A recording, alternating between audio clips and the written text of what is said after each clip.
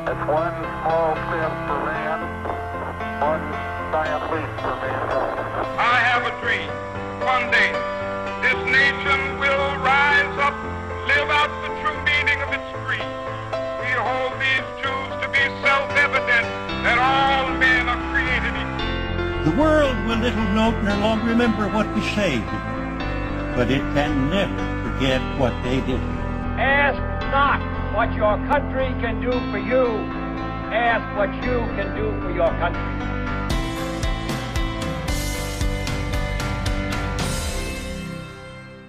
Hello and welcome to Eccentric Earth, the podcast where I, your host Amy Walker, delves into stories from across history with a guest who has no idea what the topic's going to be.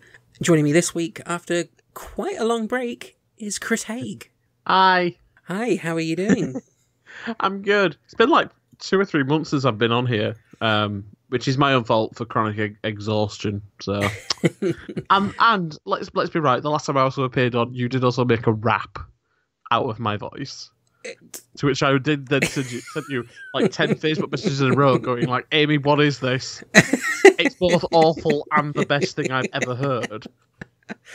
So, yeah, it was pretty awful, but brilliant at the same time. Yeah, well, I've only just found out because I was on a chat with Andy Brooker about there's a podcast coming up that's about Fringe, and I'm on a couple of episodes. And we were chatting for ages and ages, and I mentioned Eccentric Earth, and he went, "Oh, I didn't know you were on that." I'm like, "Yeah, I'm on like a bunch of episodes. Which ones are you on?" Went on the Eccentric Earth website. I didn't realise there was a 20-minute bonus chat of all the shit that you and I talked about, including Scarlett Johansson, why she's secretly the worst. So yeah, I did not know that was a thing because I haven't been keeping up with my podcasts. Oh, you let everyone down.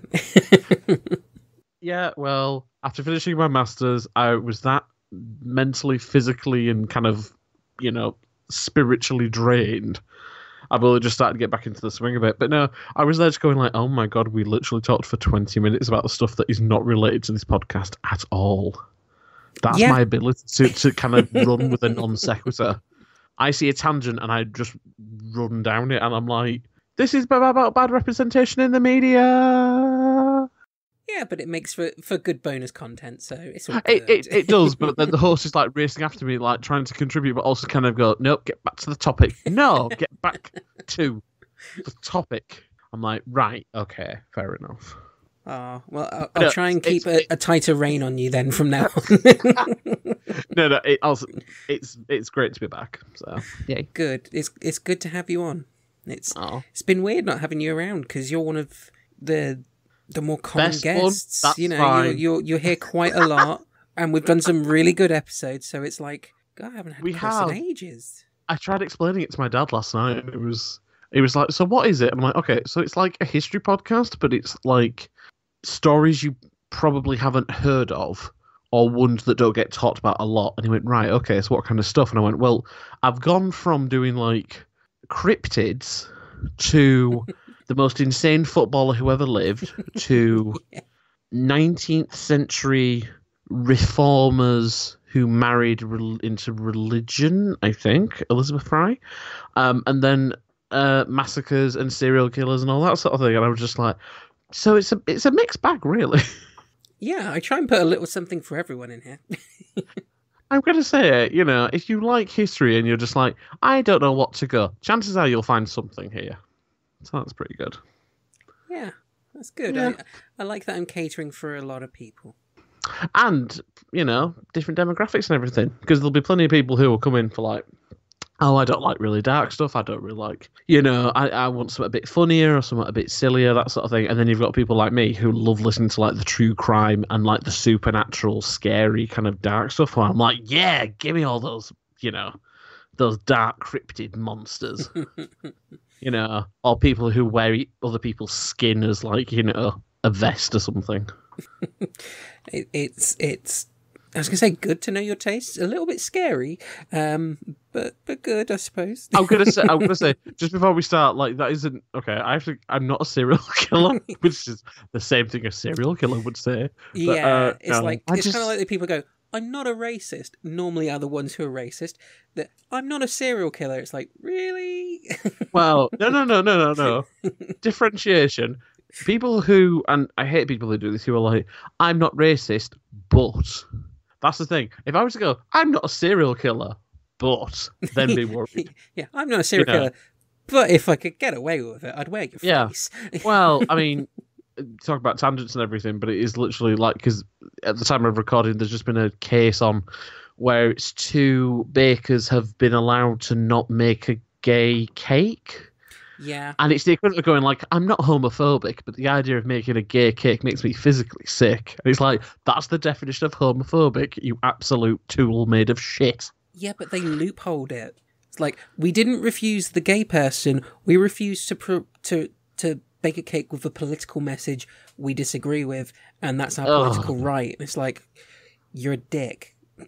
you loopholed your way what they want to do discrimination. Is go and have a bunch of them who are like political. So it's like, the Green Party girls, Labour girls. They say, would you mind doing a cake for like a green? Like, and then they can catch them in a line, but like, you're just regular flavour homophobes with your shit cake. I bet it is shit cake as well. Well, I mean, I hope so, because it's like supporting companies, and it's like, if the food tastes good, and then you're like, oh shit. It's like you're complicit in it then. You're like, God damn it. Anyway, yes, the show. Yes. Well, before the episode, I was saying it's going to be a little new to me, because it's been quite a while since I researched this, because this is one that I've had sitting there waiting since before I recorded episode 1. Oh, okay. So it's a story I've known about for a while and find fascinating, but yeah, it's been 10 months since I've read through these notes, so okay. Hopefully it's not going to be too bad. I'm just intrigued now. Yeah, well, I am a little worried because you're into your true crime. It's like, you might know this one. But it's quite good. Okay. So, let's do our story. Hey, it's Hansi from the Squeak Project, and we're having our first SqueakCon on Saturday, December 1st at the Lyric Hall in New Haven, Connecticut. We're going to be celebrating women and fandom with performances by Tea Time for Mad Girls, Kat Smith, a film festival, cosplay guests, vendors, and then we're wrapping up the evening with a meetup and nerd karaoke at the bar. Get your tickets at filmfreeway.com/SqueakCon.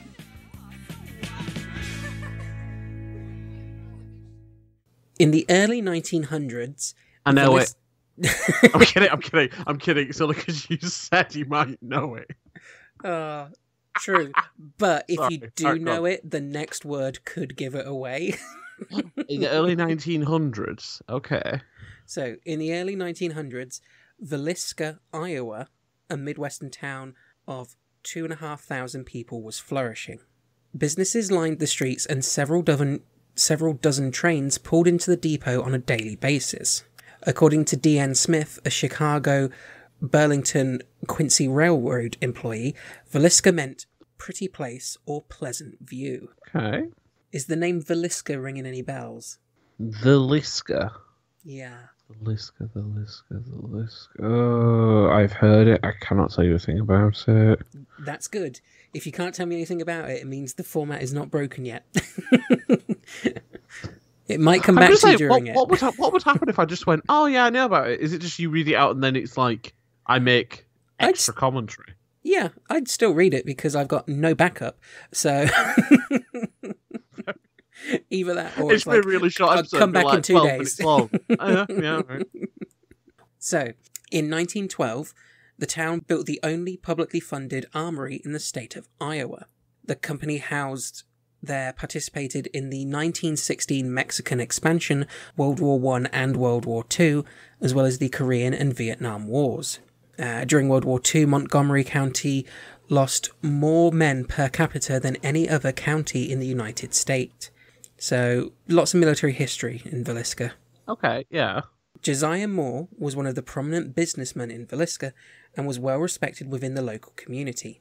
On December 6, 1899, Josiah married Sarah Montgomery, and the two of them moved into a house on 2nd Street, where they had 4 children: Herman Montgomery Moore, Mary Catherine Moore, Arthur Boyd Moore, and Paul Vernon Moore. On the night of June 9th, 1912, Catherine Moore invited two of her friends, Ina and Lena Stillinger, to spend the night. That evening, the visiting girls and the Moore family attended the Presbyterian church where they participated in the Children's Day program, which Sarah Moore had coordinated. After the program ended at 9:30 p.m, the Moores and the Stillinger sisters walked to the Moores' house, arriving between 9:45 and 10 p.m. At 7 a.m. the next day, Mary Peckham, the Moores' neighbour, became concerned when she noticed the Moore family had not come out to do their morning chores. Peckham knocked on the door. When no one answered, she tried to open the door and discovered that it was locked. Which I guess is a sign of the times people would leave their doors open throughout the night to find it locked in the morning. Shocking. Okay. I'm still I've heard this. I don't know where the hell I've heard this before. Oh, you're starting to remember it. I think I know what happens next. Okay. Sorry, go on. No, that's fine. She let the chickens out and called Ross Moore, Josiah's brother. Arriving at the home, Ross received no response when he knocked on the door and shouted. He unlocked the front door with a copy of the key he had, and while Peckham stood on the porch, he went into the parlour and opened the guest bedroom door, where he found Ina and Lena Stillinger's bodies on the bed. Moore immediately told Peckham to call Hank Horton, Villisca's primary peace officer, who arrived shortly after. Horton's search of the house revealed the entire Moore family and the two Stillinger girls had been bludgeoned to death. The murder weapon, an axe belonging to Josiah, was found in the guest bedroom where the Stillinger sisters were found. Oh, yeah. Now I know it. Mm-hmm. This was on, and it's a little bit of a shameless plug for another podcast, it was on an episode of Law.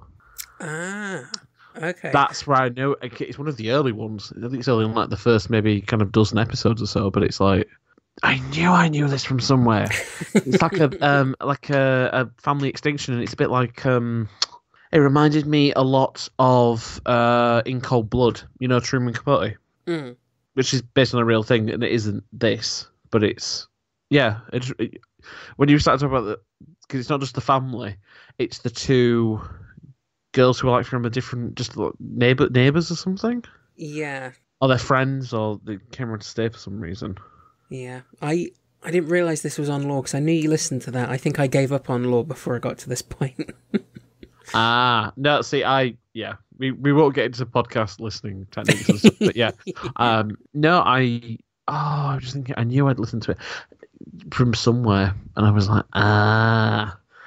God knows I don't know all the details and everything, but yeah, I remember this one.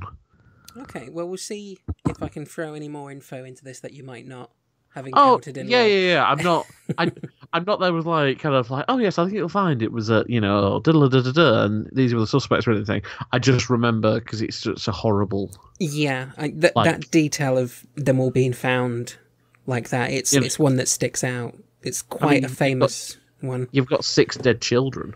Yeah, that'll make it noteworthy. It'll stick in the gullet, that's for sure.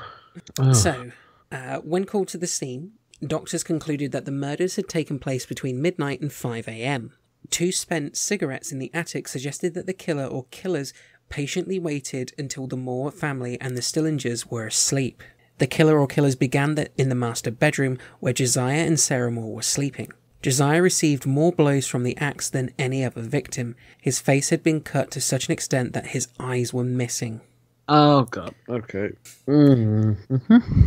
The killer used the blade of the axe on Josiah while using the blunt end on his wife. Okay. I'm not sure which of those 2 ways I'd want to go.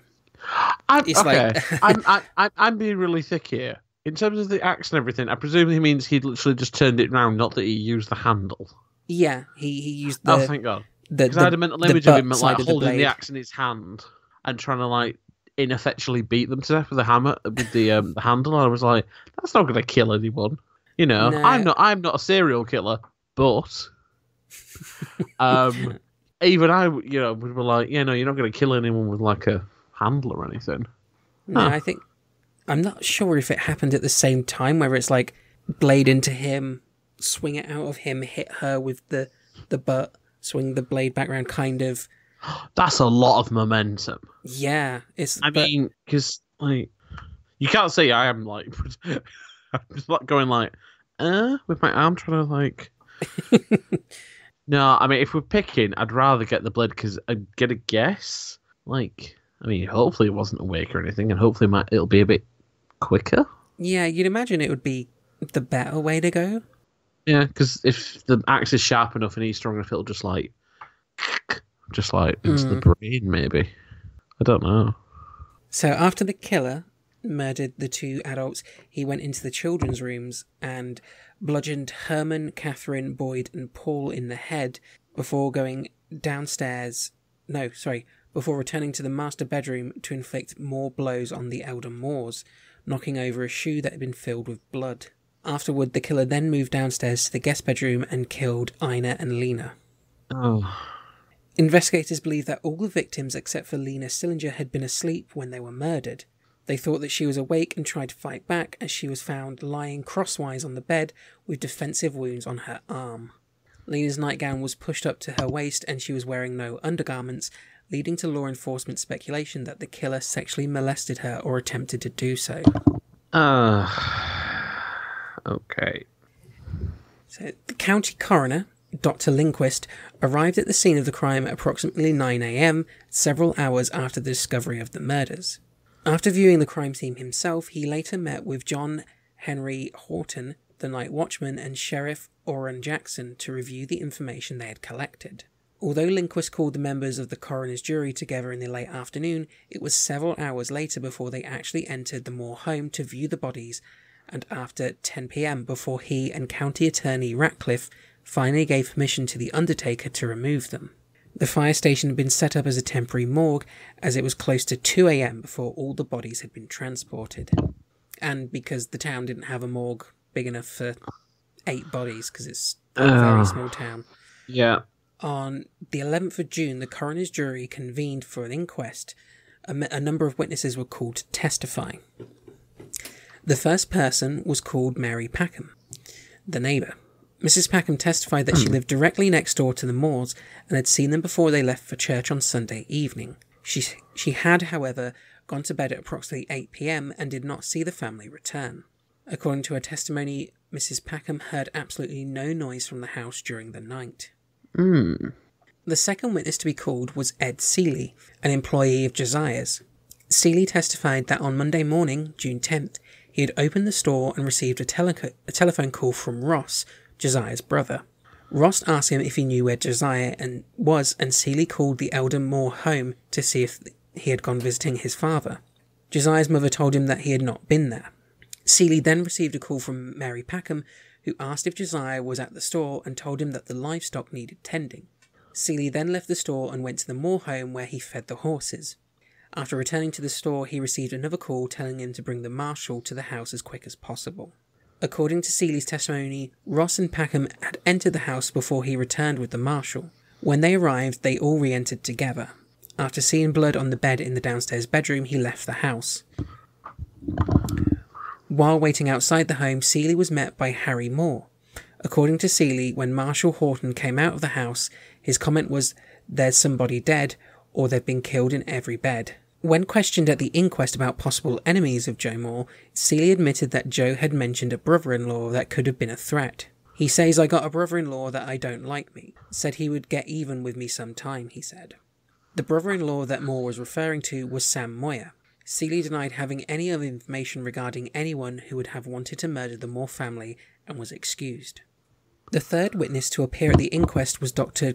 Clark Cooper, the first physician to arrive at the scene of the crime.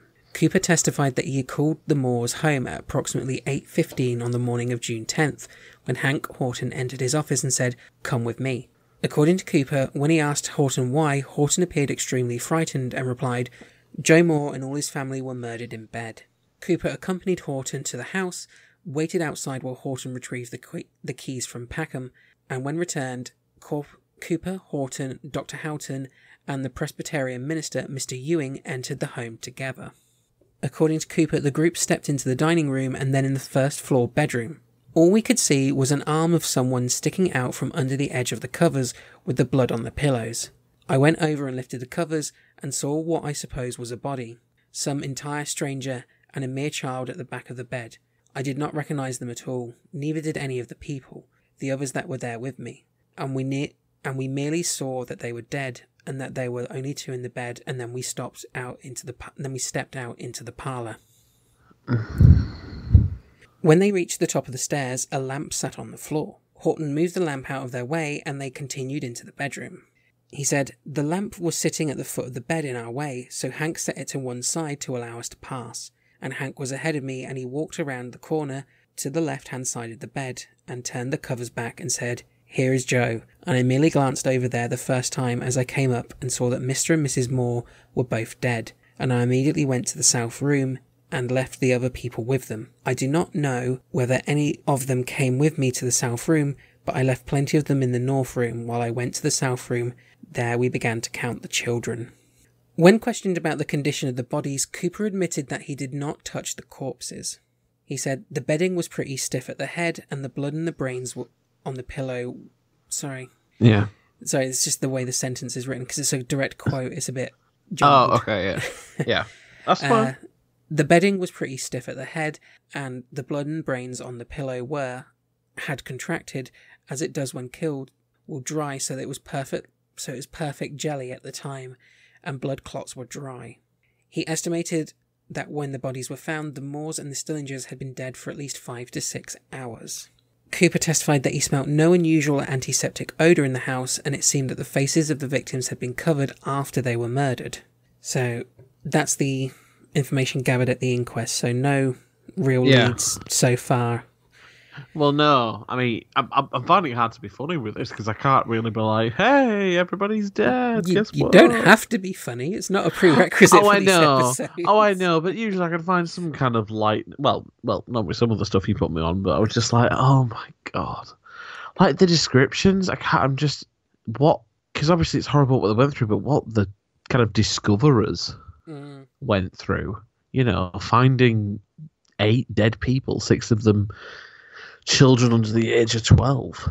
Especially at a time where, you know, our culture today, even though this would be horrific, we're kind of desensitized in the sense of we hear stories like this, you know, there's stuff in films and TV and books. Yeah. Back then, this is a small town. This is so alien to the police, the doctors. No one would have anything to prepare them for this. Yeah. No, yeah, exactly. It's...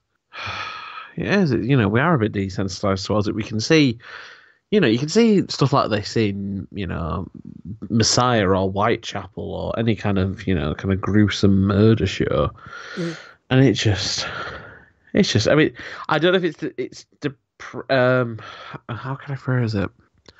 I don't ever think we should get so desensitized towards it because this stuff does happen in real life. You know, there are these kind of unfortunate kind of extinction events. Sometimes it's, you know, self-induced, sometimes it's murder-suicide. And I think we should always keep our kind of horror and our upset about it. But it just... Imagine what it was like back then. You know, you're right. In the context of it, you have people who... It's a small, presumably nice, quiet, rural town. And something horrific has happened. It's not just, 8 people have died because of, you know, disease or, you know, there was a horrible fire or anything. It's like, no, these people were deliberately and brutally murdered. Yeah. It's like at this time, there's only like 2,000 to 3,000 people living in the town. So, like, people like the doctor and the coroner, the police officer, they kind of know everyone. And, you know. Well, that's the thing. You know, they get called out. It's like, you know... People, you know, as like your friends or, you know, God forbid your family or just, you know, you don't need to formally identify anyone because, you know, that's just Herb. He's always lived here. Or that's, you know, Josiah. You know, they've lived here for God knows how long. It's just sad.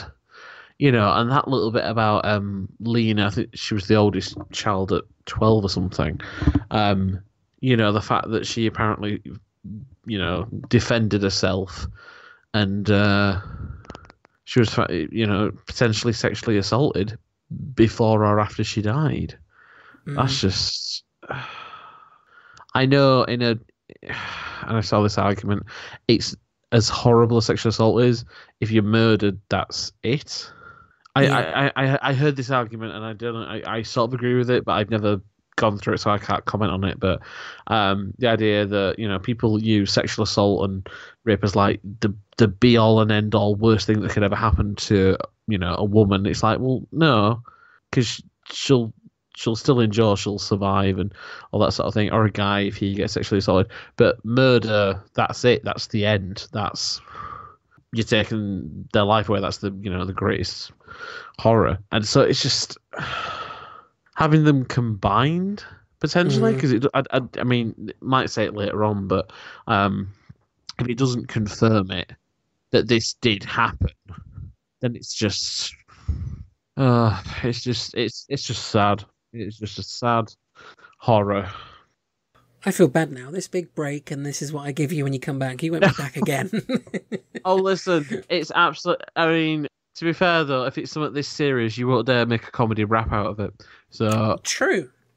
It would be extremely tasteless to do it at this point. Yes. but like, guess what? It's murder. Just no, this isn't. Thing. I mean, God knows there are some podcasts out there that do it really well, that do all this kind of dark stuff in a very comedic tone, but it's like, oh yeah, I don't feel great about. Yeah, I think you've got to be probably a professional comedian to be able to pull it off, and I am definitely not able to pull that kind of comedy off. Well, let's be fair, it's also a very niche thing, being like, how do you make a family massacre into a punchline? It's a hell of a. I don't even know if it's like a skill. You have to like be made of a certain kind of stuff to do it, and yeah, I'm certainly not. Anyway, yes. During the weeks that followed, life in the small town changed drastically. Residents of the town reinforced locks, openly carried weapons, and huddled together while sleeping. Newspaper reporters and private detectives flooded the streets. Accusations, rumours, and suspicion ran rampant among friends and families. Bloodhounds were brought in, law enforcement agencies from neighbouring counties and states joined forces, and hundreds of interviews filled thousands of pages. Every transient and otherwise unaccounted for stranger was a suspect in the murders. One such suspect was a man named Andy Sawyer. No real evidence linked Sawyer to the crime, but his name came up often in a grand jury testimonies. According to Thomas Dyer of Burlington, Iowa, a bridge foreman and pile driver for the Burlington Railroad, Andy Dyer approached his crew in Creston at 6 a.m. on the morning of the murders were discovered. Sawyer was clean-shaven and wearing a brown suit when he arrived. His shoes were covered in mud and his pants were wet nearly to the knees. He asked for employment, and as Dyer needed an extra man, he was given a job on the spot. Dyer testified that later that evening, when the crew reached Fontanelle in Iowa, Sawyer purchased a newspaper and went off by himself to read it. The paper carried a front-page account of the Villisca murders, and according to Dyer, Sawyer was much interested in it. Dyer's crew complained that Sawyer slept with his clothes on and was anxious to be by himself. They were also uneasy that Sawyer slept with an axe next to him, and often talked of the Villisca murders, whether the killer had been apprehended or not. Okay. So some of that is guaranteed a bit dodgy, but yeah. Certain things like he was interested in the murders on the front page of the paper, it's like, I imagine a lot of people were. Yeah. It's I mean, particularly in the small town and everything, it's like, Yeah, that would be interesting front page news today, let alone over 100 years ago. Oh, it'd be all they'd talk about for years. So, yeah, not a massive surprise, I guess. So he reportedly told Dyer that he had been in Villisca that Sunday night and had heard of the murders. Afraid of being taken as a suspect, he had left and gone to Creston. Dyer was suspicious and turned him over to the sheriff on June 18th, 1912. Dyer later testified that prior to the sheriff's arrival, he walked up behind Sawyer. He was rubbing his head with both hands and suddenly jumped up and said to himself, "I will cut your goddamn heads off." At the same time, he made striking motions with the axe and began hitting the piles in front of him. So, that was weird. Yeah, just a bit, yeah. Dyer's son, JR, testified that one day as the crew moved through Villisca, Sawyer told him he would show JR where the man who had killed the Moore family got out of town. He said that the man that did the job jumped over a manure box, which he pointed out about 1.5 blocks away, and then showed him where he crossed the railroad track. JR said there were footprints in the soggy ground north of the embankment. Sawyer told JR to look on the other side of the car and said he would show him the old tree where the murderer stepped into the creek. According to J.R. Dyer, he looked over and saw a tree on the tracks about 4 blocks away. Sawyer was dismissed as a suspect in the case when officials learned that he could prove he had been in Eccentric in Iowa the night of the murders. He had been arrested for vagrancy there, and the Eccentric sheriff recalled putting him on a train to send him away at approximately 11 p.m. that evening. Oh, okay. So kind of rules him out then. Yeah. It sounds like he has some mental health issues and has become fascinated with the case and wants to claim credit, but not him. Although I love the bang-up police work in the other town where it's like, I'm going to arrest you, I'll just put you on a train, you can be someone else's problem. That's one way to do it. Yeah. It's just Rambo who just wants the vagrant out of his town. Yeah, fair enough. So, Reverend George Kelly was an English-born travelling minister in town on the night of the murders. Kelly was described as peculiar, reportedly having suffered a mental breakdown as an adolescent. As an adult, he was accused of peeping and several times asking young women and girls to pose naked for him. On the 8th of June, Oh, sorry. Nothing, it was just because it reminds me of that film, The Night of the Hunter. Have you ever seen it? No, the name rings a bell, though.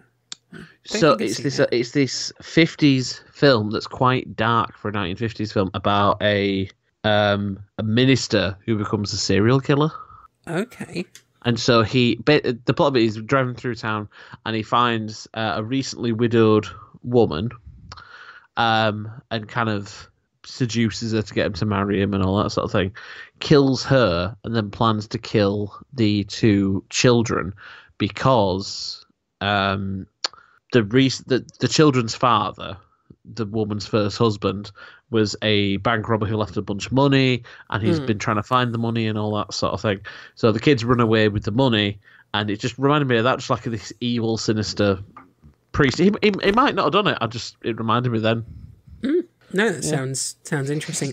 I've just had a quick Google search, and the film looks vaguely familiar. I must have seen it on a few of those, like, great horror films you must see kind of lists and stuff. Well, it popped in because I have a habit of trying to, like, when it gets dark, and I've mentioned this on every podcast I've ever been on, when it gets cold, I'm like, when it gets cold, my power grows.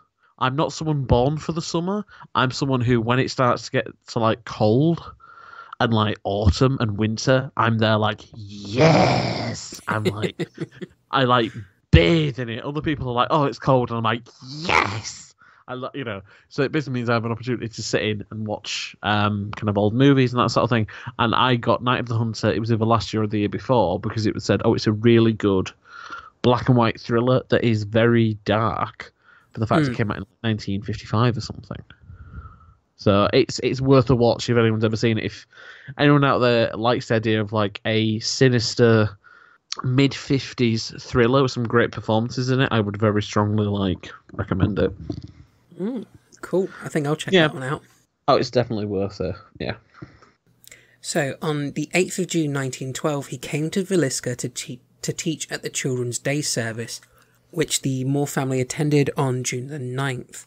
He left town between 5 a.m. and 5:30 on June 10th, hours before the bodies were discovered. In the weeks that followed, he displayed a fascination with the case and wrote many letters to the police, investigators, and family of the deceased. This aroused suspicion, and a private investigator wrote back to Reverend Kelly, asking him for details that the minister might know about the murders. Kelly replied with great detail, claiming to have heard sounds and possibly witnessed the murderers. His known mental illness made authorities question whether he knew the details because of having committed the murders or was imagining the incident. Okay. So in 1914, 2 years after the murders, Kelly was arrested for sending obscene materials through the mail. He was sexually harassing a woman who applied for a job as his secretary. He was sent to St. Elizabeth's Hospital, the National Mental Hospital in Washington, D.C., where investigators speculated again that Kelly could have been the murderer of the Moore family. In 1917, he was arrested for the Villisca murders. Police obtained a confession from him, however, it followed many hours of interrogation, and Kelly later recanted. After 2 separate trials, he was acquitted. See, I'm immediately suspicious of any confession after 10 plus hours of police interrogation. Oh, yeah. I mean, don't get me wrong, the guy was, like, creepy as shit, but interrogations after a certain amount of time, it's just because you just want him to go. And let's be honest, what it was like 100 years ago, they probably would have been like, listen, if you don't confess, we're going to just, beat the shit out of you. We're going to, like, break your fingers or do God knows what.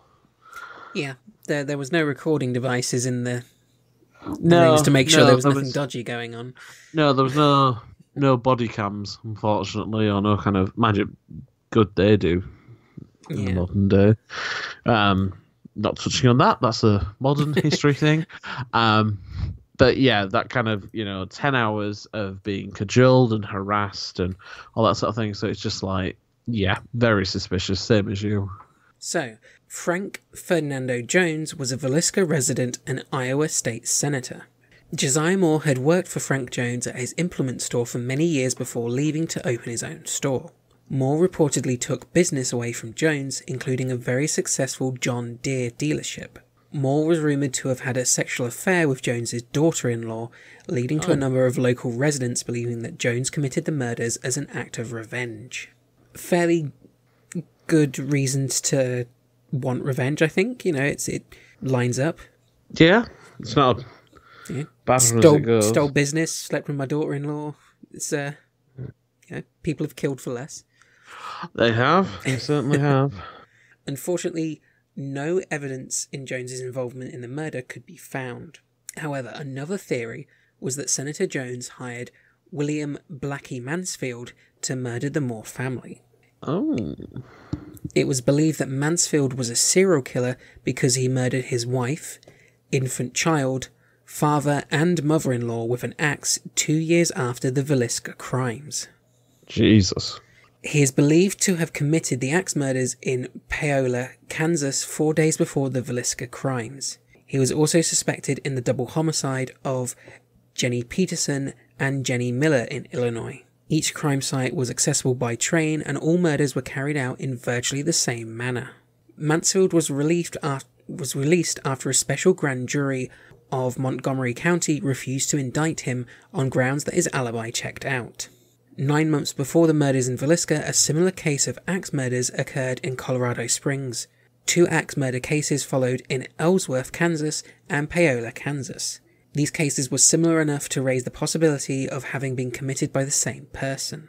Other murders reported as possibly being linked to these crimes include the numerous unsolved axe cases along the Southern Pacific Railroads from 1911 to 1912, and the unsolved axemen of New Orleans, as well as several other such murders during the time.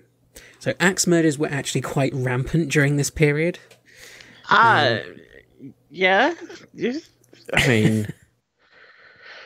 I don't know, have you ever heard of the Axemen of New Orleans? Kind of, through American Horror Story. Right, okay, I've not seen So, much of that. in the 3rd series, which is set in New Orleans... Is that the Coven one? That's Coven, yeah. So Yeah. there's a little flashback to 19... whatever era, is it 20s? 19 teens, I think. Okay. So, Yeah.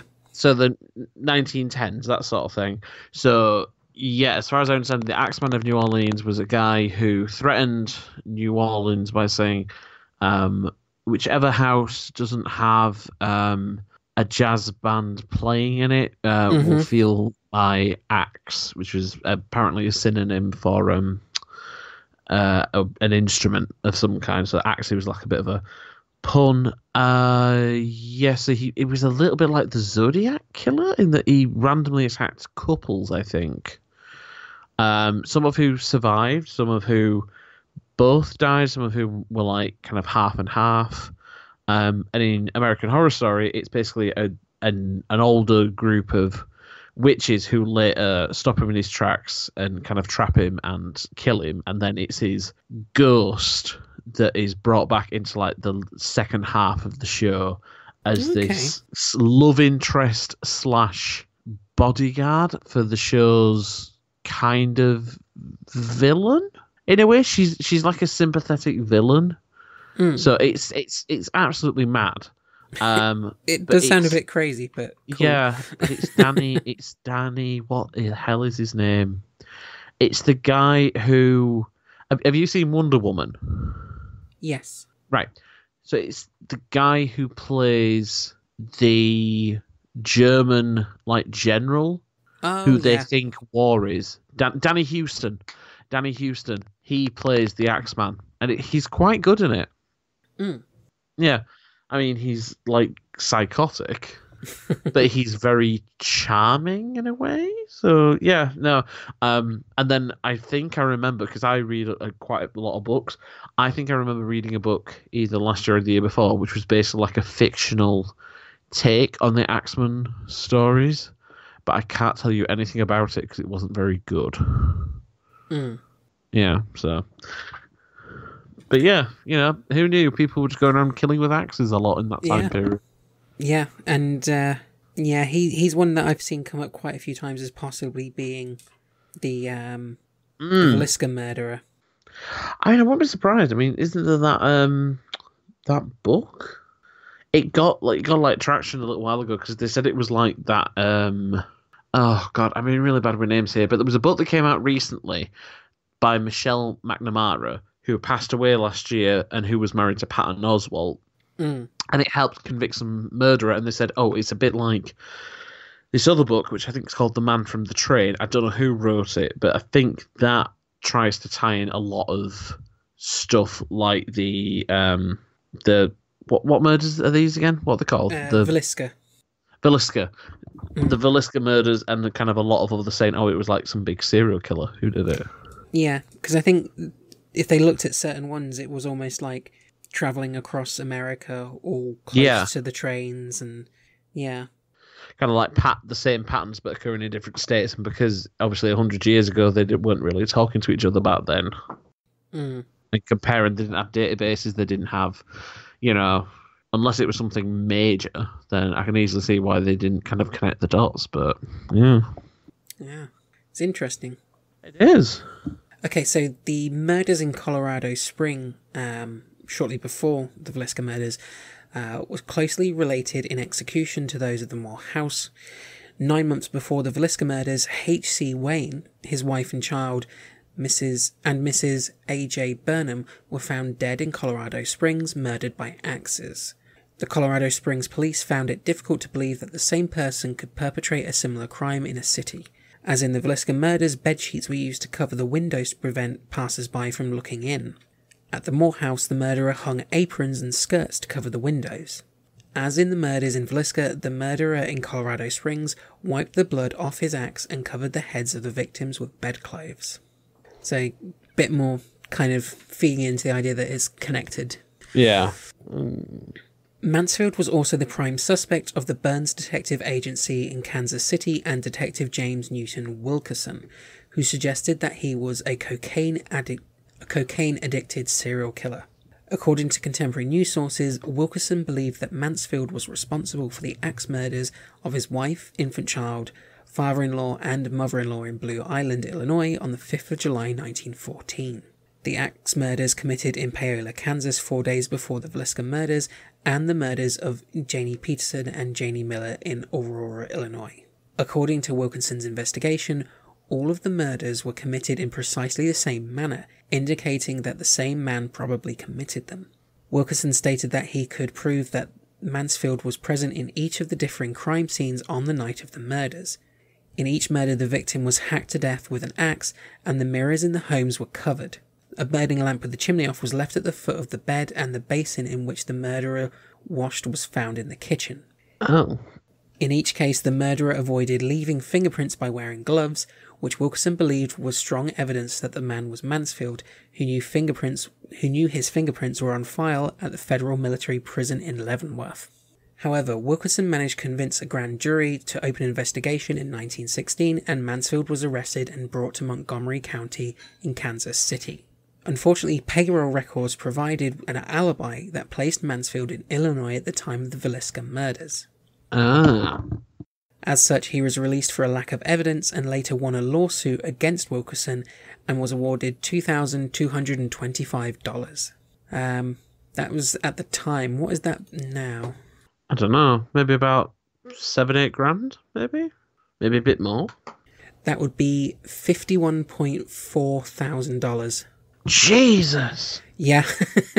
I was there going like, maybe it's 6. No, 51 grand. Yep, just shy Bloody of hell. 51.5. I'd sue someone for that if they said I was a murderer. I'd sue him for 20 quid if they said I was a murderer and I wasn't, but yeah, 51 I mean, grand. if you could defend yourself, you'd be like, excuse me, I am not a murderer, you said I was. 20 quid. Yeah, that's... Bloody hell. Imagine if he was the murderer. Well, he can't because he's got an alibi. Or does he?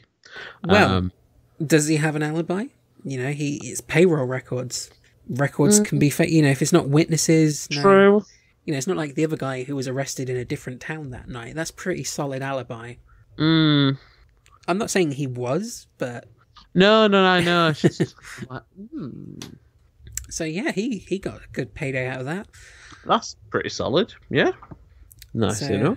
Wilkerson believes that pressure from Jones, the senator, resulted not only in Mansfield's release, but also in the subsequent arrest and trial of Reverend Kelly. So he thinks he's determined that it's Mansfield working for Jones, and that his release and then Kelly being the prime suspect was all a smokescreen, part of the plan. Right, okay.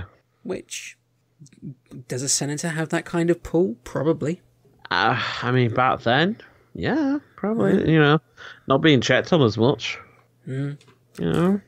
R.H. Thorpe, a restaurant owner from Shenandoah, Iowa, identified Mansfield as the man he saw the morning of the Villisca murders boarding a train at Clarendon.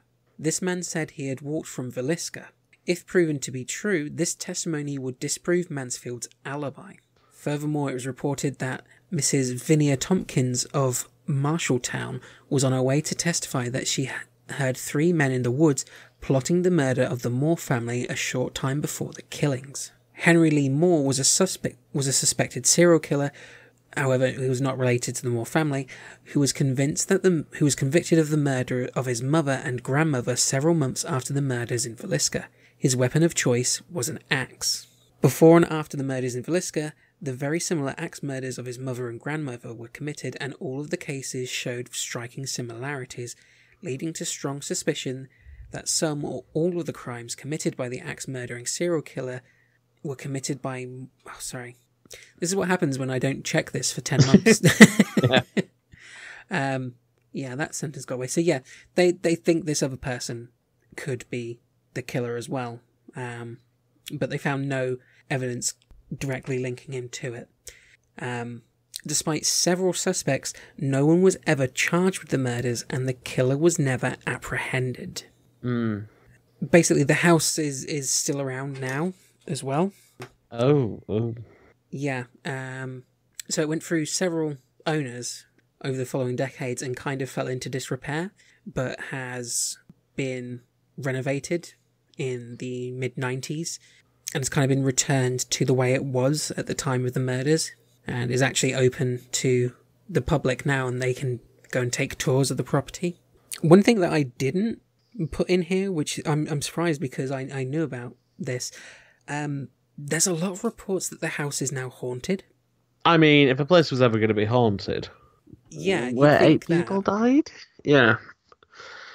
Oh, I don't know. I mean, I know people like visiting that kind of stuff, and in a really morbid way, I can understand that, but I don't know. Yeah.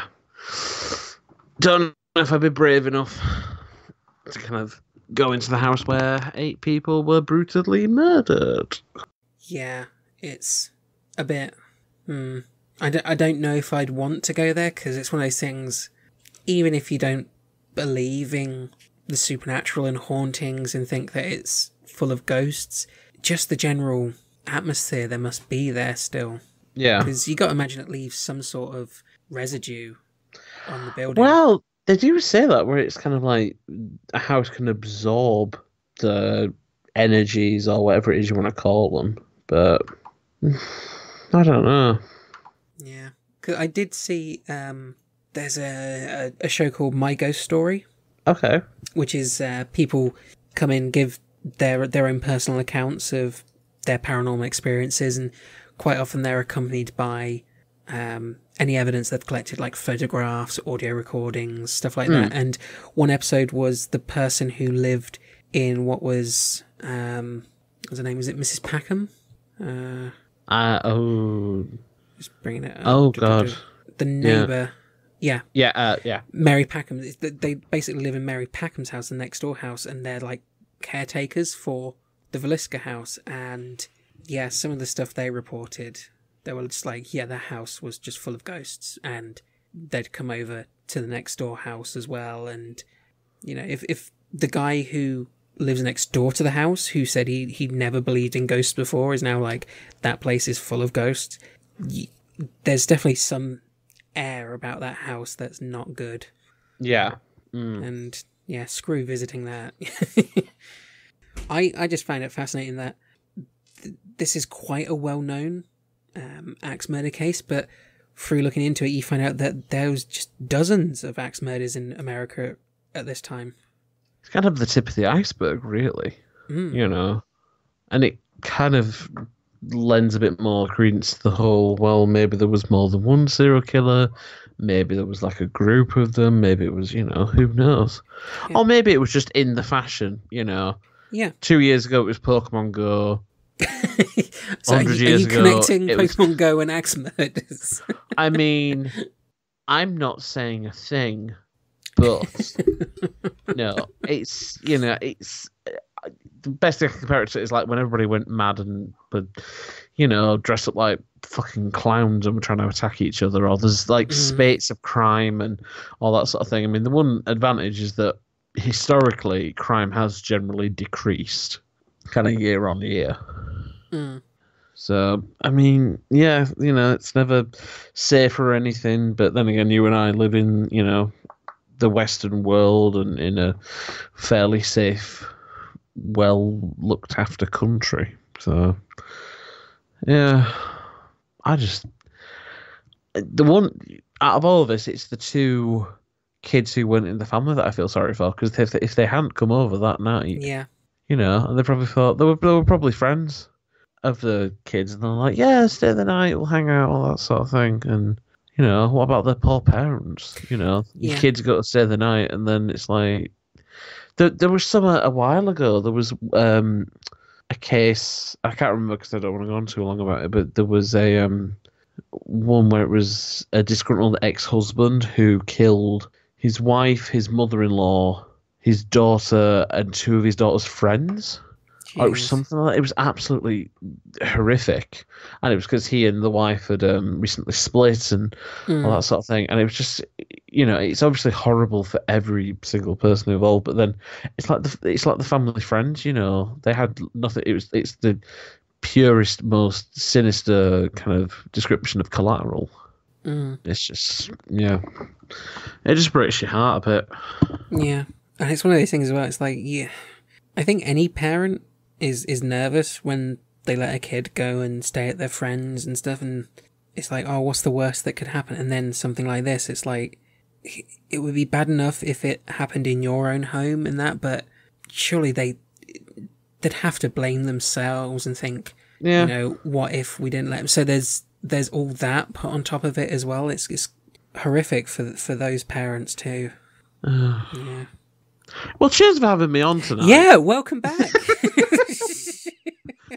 Oh, I mean, don't get me wrong. I'm fascinated in the darkest way, but then I'm also like, oh, people keep on killing. Yeah. It's one of those things, I love true crime. It's a fascinating area, which I think a lot of people are really drawn to and fascinated by, but society says you shouldn't really be, you know, it's that whole don't be into killers thing, but everyone kind of really is. It's why you have police dramas and documentaries on every channel, but there's just something about this kind of history that is fascinating in a very grim kind of way. And I think it's because you want to understand why these things happen and still happen today, but Yeah. True crime, scary. Yeah, it really is. This is what happens when Amy gets bored and decides to just throw a dark topic in there.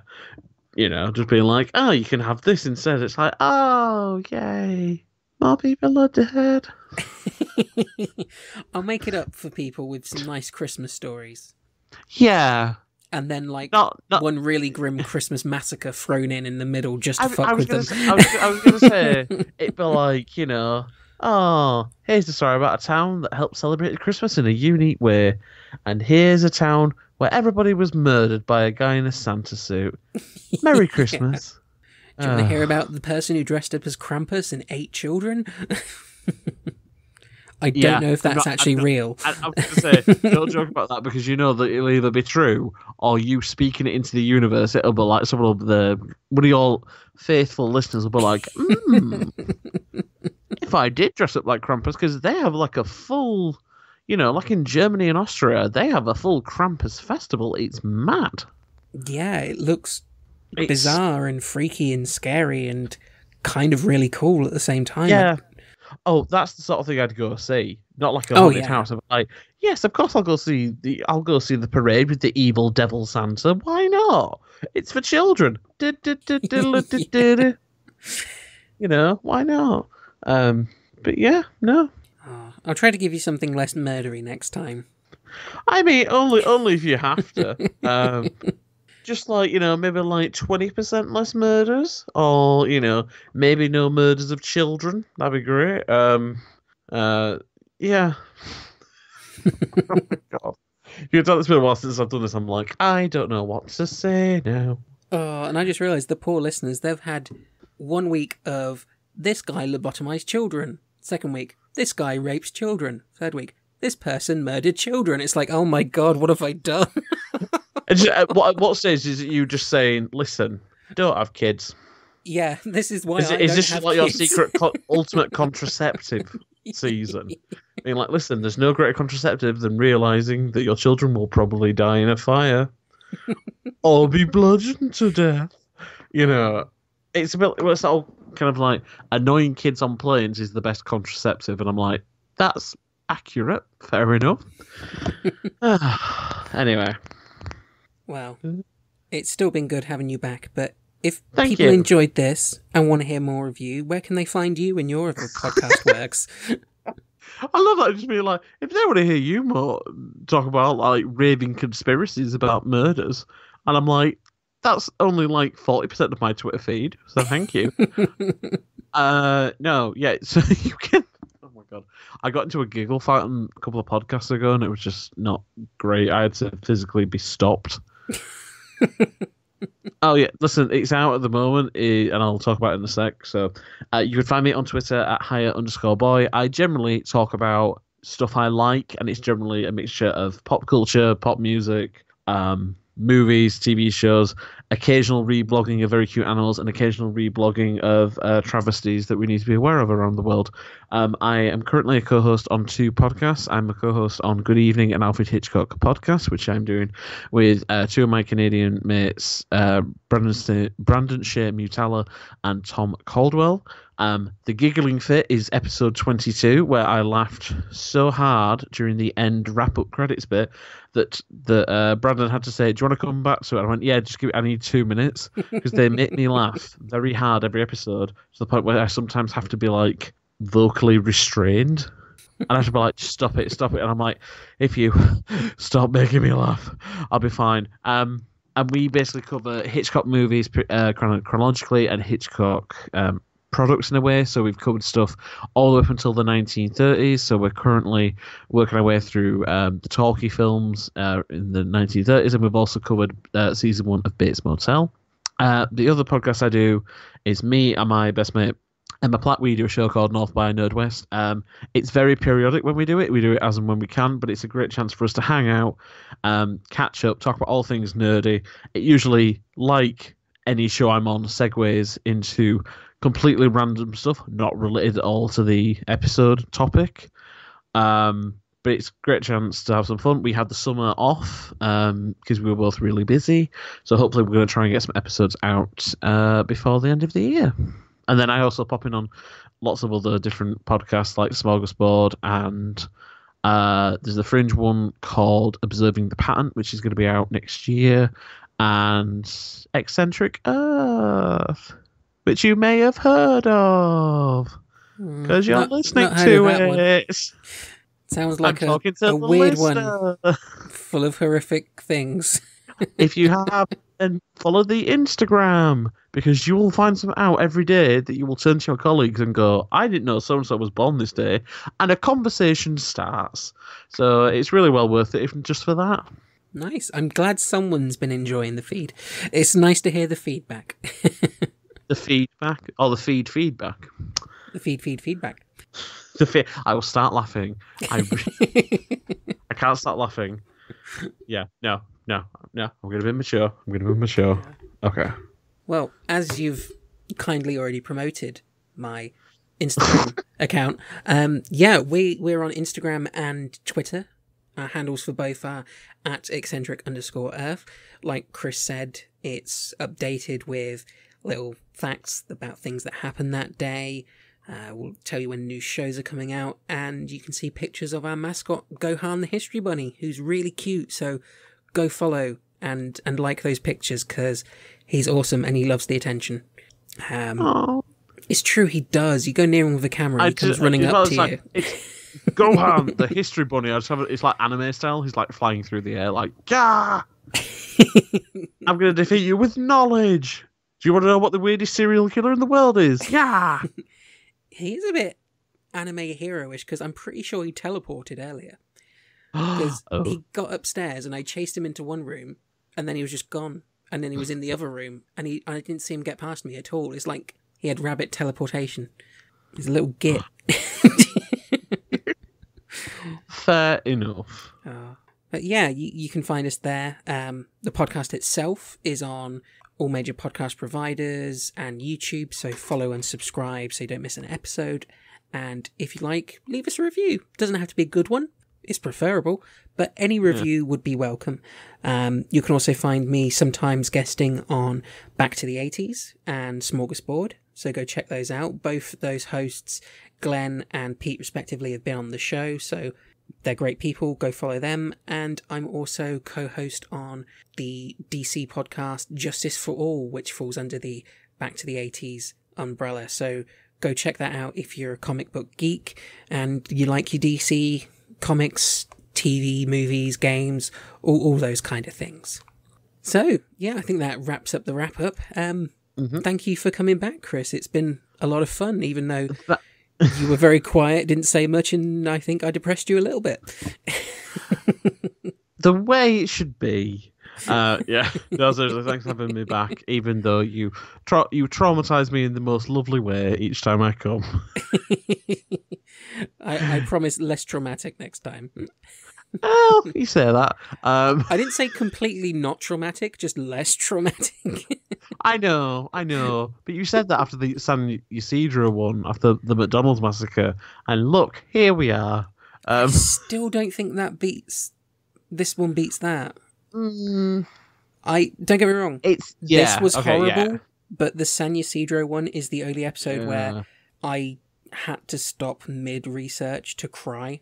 Oh, yeah, I wasn't. It's like the research actually broke me, and I had to practice certain parts of it a couple of times to make sure I didn't start crying again during the episode. So that's fair. If I've not had that reaction, I think we're good. It's a very dark and sad but accurate barometer, I suppose. Yeah. It's the only one which I've ever got so angry at that I've had a full 10-minute rant. And I've had to advertise it being like, hi, there's a 10-minute rant in this from me, unless Amy's edited it out, which is me having a go at gun control in America. So if you like it, great. If you don't, kind of suck my dick. So, Plus, if you listen to that event and still have a problem with gun control, fuck you. yeah. Oh well, no. If you're still, yeah. I misheard what you said. You were like, oh, if you still have a problem with gun control, I thought you were like, oh, if you still have a problem with like, basically the other way around. I was like, whoa, no, that makes sense. No. I'm saying if you think you should have guns, yeah, and gun control's bad after listening to that event, yeah, no, you're a dick. Yeah, it was basically I misheard you and then went what and then realised nope, I agree with what you're saying here. You suddenly thought I was completely opposite. I just kind of thought you were like oh this is a very strange 180 from Miss Walker. It's like okay, all right. Oh, Amy's taking a turn. Like, okay, clearly we need to end this podcast very quickly. Right, okay. Well, thank you for coming on, and thank you everyone for listening. We'll catch you next time. Cheers. All right, bye. Bye. That was mad.